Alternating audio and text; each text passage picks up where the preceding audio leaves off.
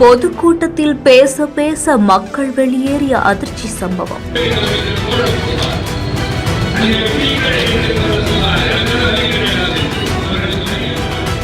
காலி நாட்காலியோடு உரை நிகழ்த்திய அமைச்சர்.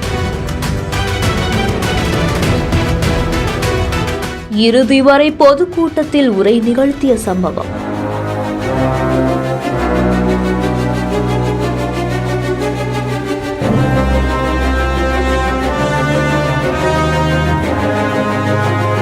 கிருஷ்ணகிரி புதிய பேருந்து நிலையம் பக்கத்துல இருக்கக்கூடிய அண்ணா சிலை எதிரில கிருஷ்ணகிரி கிழக்கு மாவட்ட திமுக சார்பா கலைஞர் கருணாநிதி அவர்களுடைய 102வது பிறந்த நாளை முன்னிட்டு பொதுக்கூட்டமானது நடந்திருக்கு.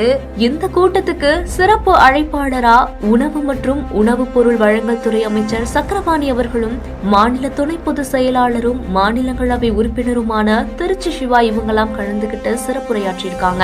இரவு 8 மணிக்கு பொதுக்கூட்டம் நடக்கக்கூடிய இடத்துக்கு அமைச்சர்கள் வந்த போதே கூட்டத்தில் இருந்த பெண்கள் நிறைய பேர் வெளியே போக தொடங்கினதாகவும் கூறப்படுது. இருந்தாலுமே அந்த பொதுக்கூட்டமானது தொடர்ந்து நடந்துட்டு தான் இருந்திருக்கு. இந்த நிலையில தான் உணவு மற்றும் உணவுப் பொருள் வழங்கல் துறை அமைச்சர் சக்கரபாணி பேசிட்டு இருக்கும் போதே கூட்டத்தில் இருந்த பெரும்பாலானோர் வெளியே போகவும் தொடங்கினதா கூறப்படுது. இதனையடுத்து அங்கிருந்த கட்சியினர் எல்லாருமே வெளியே போனவங்களை வெளியே செல்ல அனுமதிக்காம தடுத்து நிறுத்தி அந்த சேர்லயே உட்கார வச்சதாகவும் கூறப்படுது.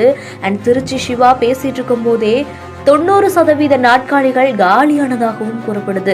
முன்பகுதியில முதல் 3 வரிசைகள்ல மட்டுமே கட்சியினர் உட்கார்ந்திருந்ததால மீதமிருந்த நாட்காலி எல்லாமே காலியா தான் இருந்திருக்காமா.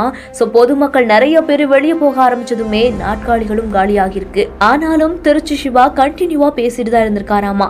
மேலும் அவர் பேசிட்டு இருக்கும் போதே நாட்காலிய வாடகைக்கு விட்டவங்களும் அதை அடுக்கி ஒன்னொன்னா சேர்க்கக்கூடிய பணியிலையும் ஈடுபட்டிருக்காங்க. இந்த செய்தி குறித்த உங்களுடைய கருத்துக்களை கீழே கமெண்ட்ஸ்ல சொல்லுங்க. மேலும் செய்திகளுக்கு நம்ம பிஹைண்ட் ஃபாலோ பண்ணிக்கோங்க.